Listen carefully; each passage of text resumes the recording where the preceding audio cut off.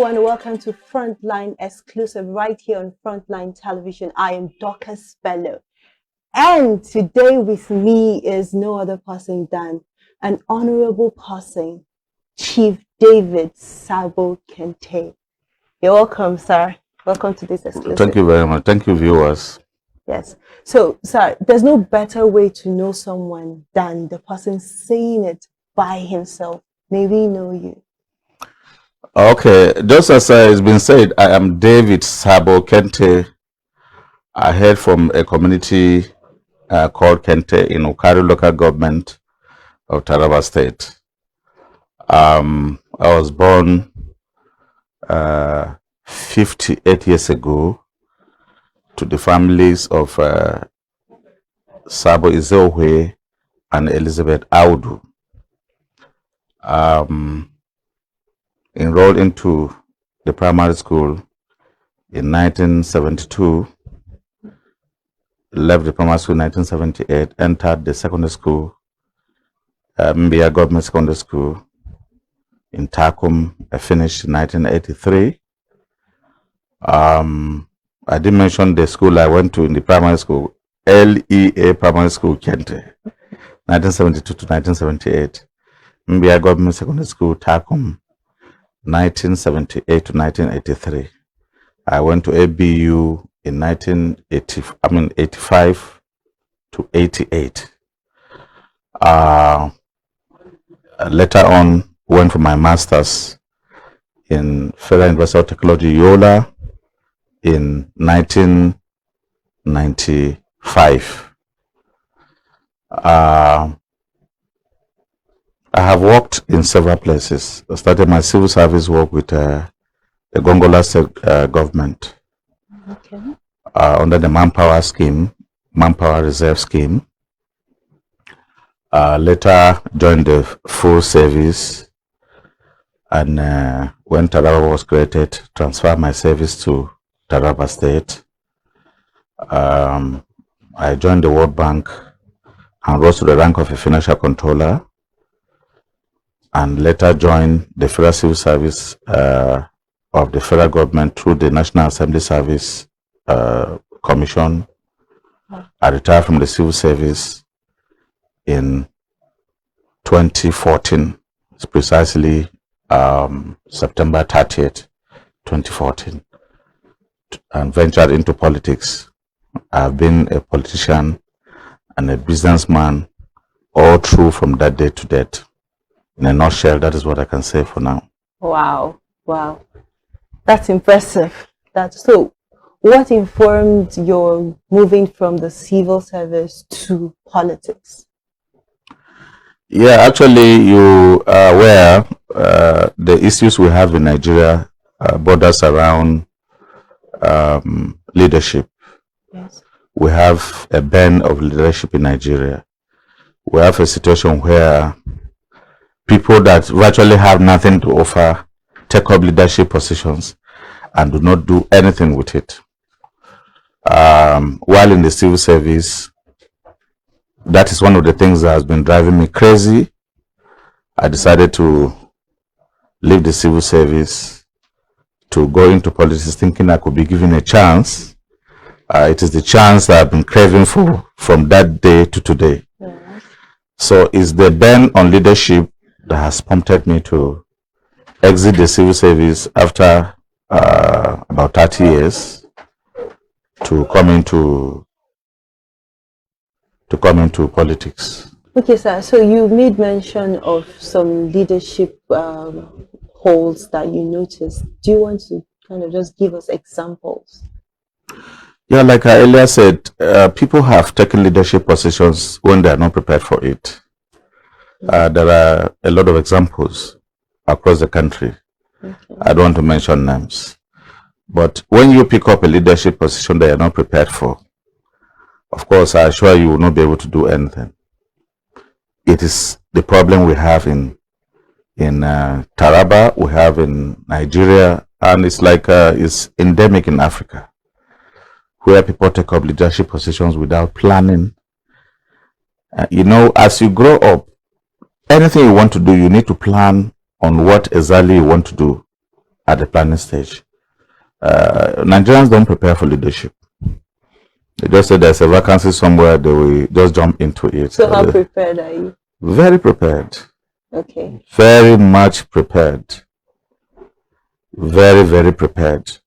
Do you want to give us instances? Honestly, I will tell you without missing words that Taraba has missed a lot because I have a box of ideas that is Pandora in nature. If I open that box and bring out what I have inside, that Taraba you are seeing will not remain the same.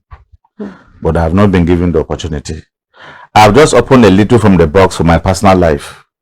I am making waves. There's nothing that I have done that has failed. I have not been part of any failure. Maybe people will say, but you have lost election because election is not done properly. So I could lose election. That is what they use against me. But I assure you, I have never been part of anything that fails. Anything you give me to do, I know how to go about it. Something happened today. Maybe I'll leave the story for another day. No, very interesting. Go ahead. I give assignments to people, and I say go and do this. Often they go and spend 2 weeks, 3 weeks, and they come back to say they can't do it. I woke up this morning, I called my lawyer daughter. I told her, Princess, I gave you this assignment and it's getting to 2 weeks now. Your younger sister is in England and you have not been able to solve our problem. That problem, we must solve it this morning. And it took us less than 30 minutes, we solved it. So for me, I've never seen any problem that is not surmountable. So in leadership, once you have those qualities, you put them to use and they help a lot. Taraba is one of the most endowed states in Nigeria. Okay. The issues we have has been that of proper leadership. People have an idea as to how to turn things around. The ideas are not there. And I put it to you that the world we are living in now is a world of ideas. It's not the amount of money you have that matters. It's the amount of ideas you have in your head.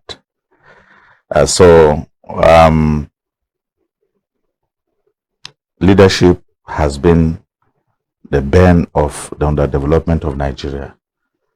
Do you want to share some of these ideas? Just not everything, of course. Just some. Just like throwing a bait. Okay, let me tell you what happened this morning.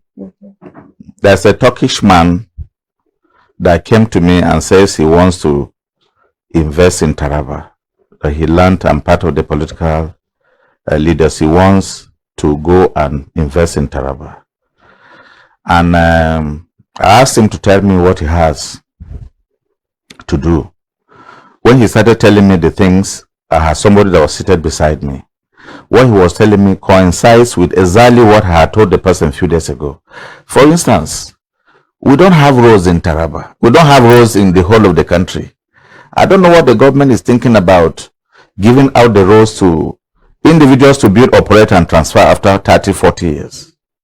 That is what obtains everywhere in the world. Let's take, for example, Ukari to Jalingo Road. You can concession that road to a private company. There are many companies all over the world, Chinese companies, there are Indian companies that are willing to come and invest. Concession it, first of all, do the survey, do the costing, do the costing of the patching and the resurfacing of the road, for instance. Let's say it's going to cost 30 billion. I'm just giving you a hypothetical figure. And you sit down with them and say 30 billion in 30 years, it means they have to recoup 1 billion per year or above 1 billion per year. That means in 30 years they could recoup 30 billion, the initial investment and their investment and their interest. Concession that road to them. They build that road, they mount toll gates. These toll gates are mounted in all major cities along that road. You can mount in Ukari, You mount in Indoroa, you can mount in Mutumbu, you mount in all the major settlements. So that once somebody comes out from his house and climbs the road, he pays for for using the road. I assure you, in a year, anybody that has invested his money on that road will make the 1 billion naira and the profit element on that 1 billion naira. Okay. These are the kind of things that is done. These are the kind of things done all over the world. Let's take another road, a village road, Ukari to, Kente to Chinkai, for instance. It's a 19-kilometer road. I can concession that one to anybody that comes from Chinkai and Kente, the owners of that area, to do the same. It will not be a tar road. In that case, it will be a rural road. It will mean surface dressing, laterite, gutter, so the water can pass, and then laterite, compressed. It's a rural road. And the man now takes on the maintenance of that road every time throughout the year, and mounts a toll gate and collects stipends from people using the road. And from that stipends, part of the agreement is that the person will use part of the money will be contributed to the state government. So you are even making money from even your roads, from the road users. Okay. And very small amount of money. Maybe for a motorcycle, it could just be 1 naira. For a pickup van that carries goods, it may just be 5 naira. But I tell you, once the roads are good, the traffic will be on the increase. And by so doing, you can give out all the roads in Taraba without getting involved in actual construction. These are the things that are in my box. That normally I wouldn't reveal them. But because maybe I may not be part of the next electoral process. I may not. Okay. These are things that we are also preparing to share with our brothers who will be in places of authority, so that we can turn things around. We can actually do a lot without necessarily having money coming from the center. The problem with Nigeria is that we have petrodollars. Petrodollars come in, and every month it is shared in Abuja and sent to the states. The states will share, and it goes to the local government. That is not the solution. Okay. The solution to our economic development is looking inward and bringing out ideas, creative ideas that will turn things around. So where all of these ideas, where do they come from? Do you have like a big idea bank? Or yeah. You see, so it comes from God, okay. And then your ability to also learn things around. I have traveled to over 100 countries. Okay. I currently live in 4 countries. I've seen a lot in my short stay in those countries. Okay. I've seen a lot in Accra, Ghana. Just in Ghana, I've learned a lot. In Gambia, I've also learned a lot. And then my trip around the globe has given me quite a lot of exposure to some of the things. You know, when you want to be a leader, I'm not going on a trip to go and drink coffee and tea. I usually try to inquire on how they've been able to achieve. Like I was in Frankfurt in the airport one time. I took my time. I went up to see the general manager, and I had a discussion with him on air travels. And as I speak to you, I have beautiful ideas on air travels that can turn things around in Taraba and Nigeria at large. Most of the people you see in these offices, in government offices and in positions of authority, do not have any idea as to how to get things done. Okay. Somebody will just approach you, Ms. Bello, I want to make you the Minister of Education. Overnight, you will not be able to go and turn things around easily. You will need to, try to sample people and get people that have some level of ideas that will help you bring those ideas to limelight. So those are some of the things. I have a lot of them, but I wouldn't let you know. If you get them, maybe if I put it on a television, a lot of people will learn from it. I want to keep them close to my chest. Whoever wants me to consult for him, I'll do that for him. Okay. Can you help me not to touch your mic? Okay. Okay. All right. Thank you, sir.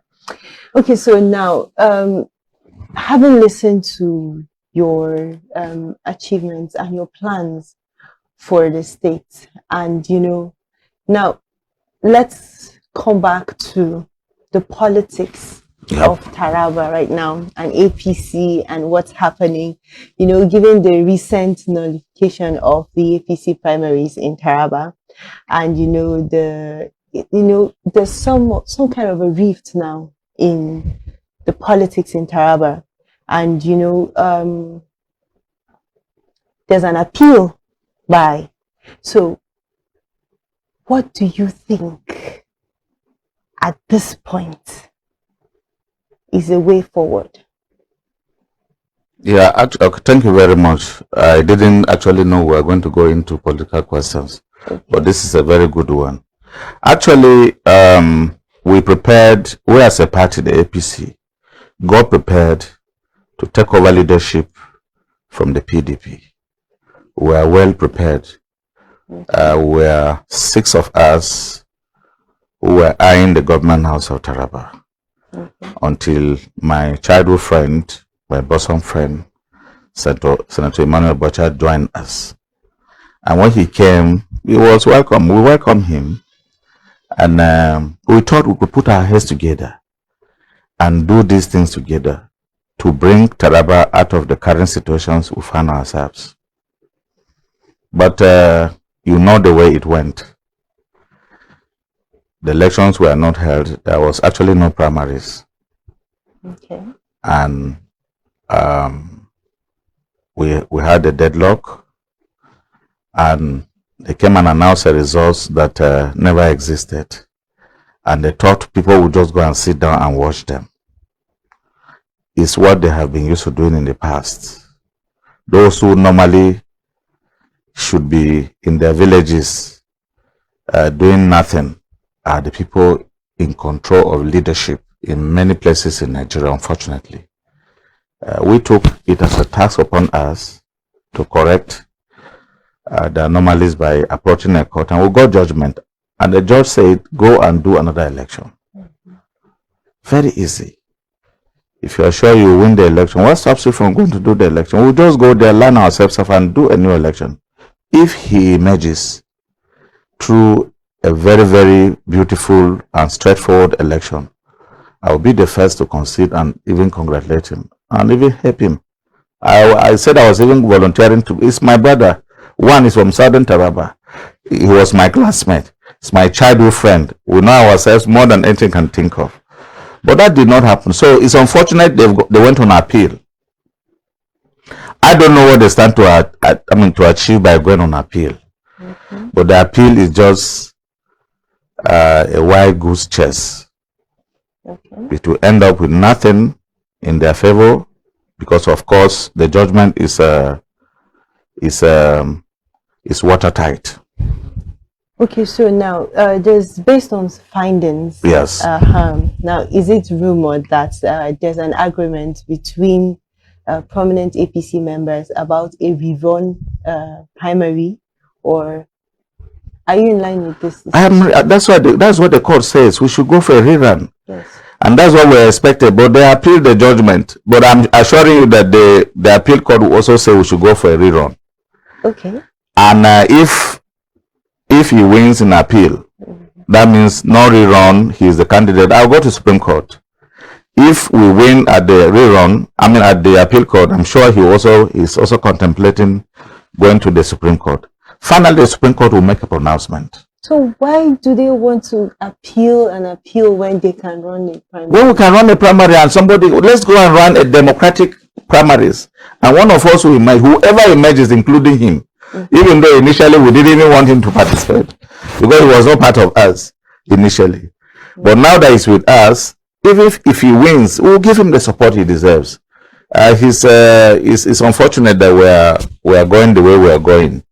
But it's our sincere hope that our party leadership at the national level would take the required steps. They were already preparing for primaries until he insisted that he wanted an appeal. Otherwise, by now, we would have done our primaries. And don't you think that would affect the party, the back and forth and all of that? Yeah, but you know, APC is very strong in Taraba. Okay. You should know that APC is very strong in Taraba. And why is he very strong? Because the PDP have not done very well. Okay. And therefore, APC, even if we have a primaries 5-6 days to the general election, APC will still make an impact because everybody is tired of PDP in Taraba. Oh, okay. Now, we're going to go back to a little bit, let's say, well, slightly different question, right? Yep. So, you know, you're loved by many Tarabans. It's obvious from your history and, you know, your impact and the things that you do. Yeah. At this point in your political career, right, what should people expect from you? Apart from the running, well, of course, the aspirants, well, we don't know the outcome of the rerun, right? But at this point where you are right now, what should the people expect from you? Yeah, you know, I'm prepared for two things. Okay. I'm prepared for leadership, public leadership. I'm also prepared for, to run my businesses. Okay. I'm sure you know that I'm a major employer of labor in Taraba. My foundation is a major employer of labor. My other companies are employers of labor. Somebody came one day and told me, apart from the state government and local government, maybe in Taraba, one Taraban that has more Tarabans employed is DSK, my humble self. So apart from not being, if the political party would not work, the political party would not favor me, the business part, I don't take it lightly. I have just commissioned a 50-room hotel in Jos, Ellen Top Suite extension. We have 53 rooms. I've added 50 rooms to it. And as I speak to you, I have foreign investors coming to join me to run one of the biggest tourism outfit in Jos, Plateau State. So, in summary, politically, yes, I'm still there. Or if I'm not I'm not a one-sided person. I have all my two hands on deck. If the political aspect fails, I use my business acumen to do my best to contribute my quota to the development of Taraba and Nigeria. Okay. Well, so that's very impressive. Okay, so now you keep mentioning Taraba because of course it's home and it is there to you. Yeah. And you are, would I say now, an APC loyalist, right? I am an APC loyalist. Great. Yes. So, as an APC loyalist, expecting a good candidate, how do you think you would weigh their expectations? Say it again. So I said, like, as an APC loyalist, yep, expecting a good candidate, right? How should you weigh, like, the expectations of the people? What's your call now to your APC party? Okay, at the national level. Yes, just generally. At the national level, we are not doing too badly. We are in the ranking. We are ranked very high. I earlier told you in Taraba, because of the failure of the ruling party, the PDP, the APC has a very good chance, but with a lot of crisis.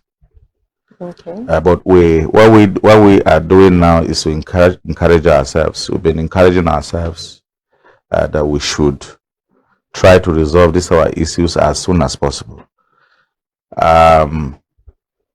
We have a lot of danger if this crisis in the state continues in the party. we are possibly going to lose the election, as has always been the case. At the national level, although we have a lot of lapses, we have a lot of things that have gone wrong with our leadership, but at the moment we are ranked very high. Our stake is very high to win the national elections too. Okay, so now I hear a lot of people call you too much money. What do you have to say about it? Do you think they're right, or is it just... I think people are just making jest of me. Oh, okay. Because if I have money, a lot would have been done. Okay. I have just too many ideas that if I had the backing, the financial backing, a lot could have been done. So it should be too much ideas. Yeah, so they would instead should be calling me too much ideas instead of too much money. I squeeze water from stones. Okay. When it becomes necessary. I make things happen, even when the resources are not there. So I think the too much money thing is just people are just making noise, or maybe because the little I have, I give it out too early and very fast too, and that's how they feel. Maybe I have it in large quantity. Anyway, by the grace of God, I have. I don't mind the name, and I'm happy with the name. That is their wish for me anyway, so I'm happy about it. Oh, okay. So now we're talking too much money. Yeah. Let's talk about your foundation, right? What was the brain behind the foundation? I think this question has come up time without number in the past. I've told them, the family I come from, we have this penchant in giving out, or penchant to giving out.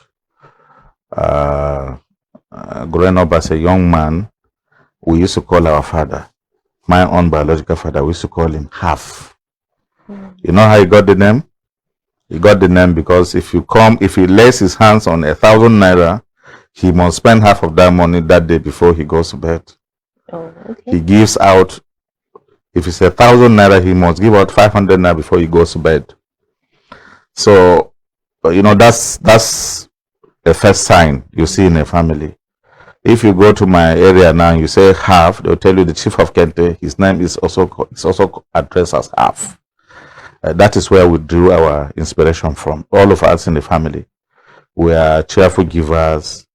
We share the little we have with people that care to come around.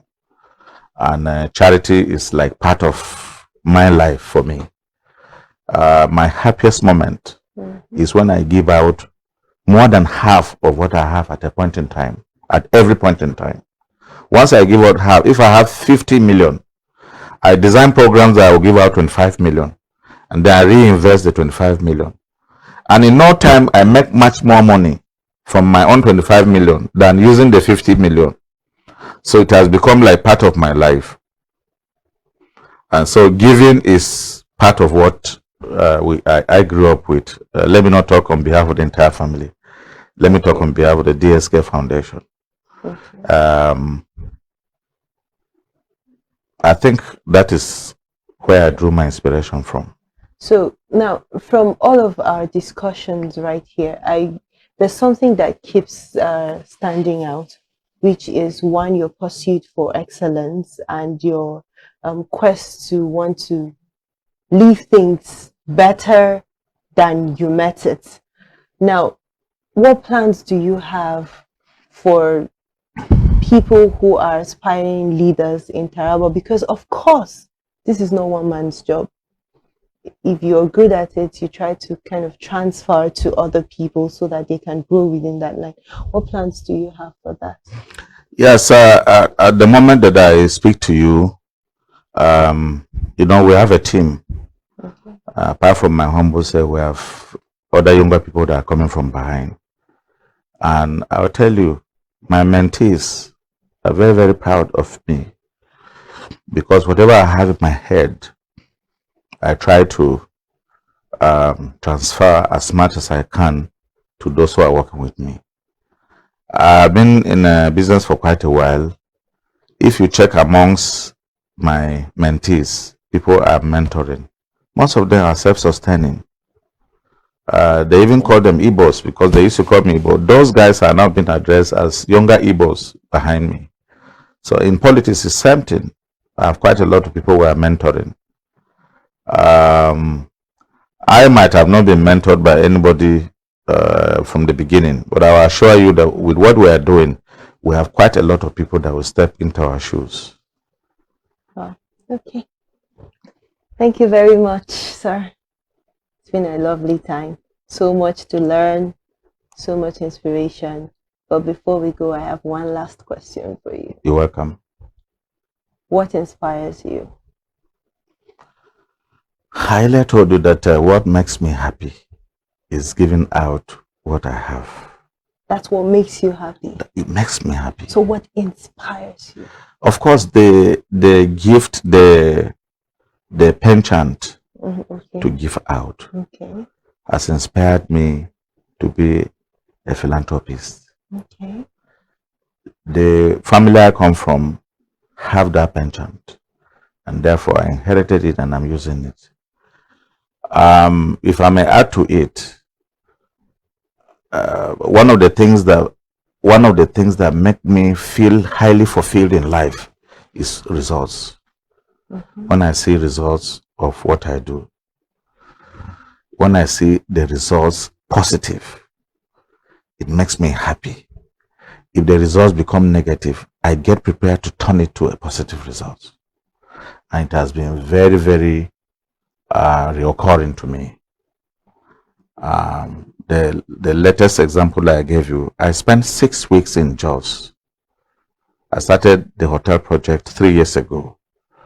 In 6 weeks, because I was on ground, not because the monies are with me, but because I was on ground for 6 weeks. You come from Plateau.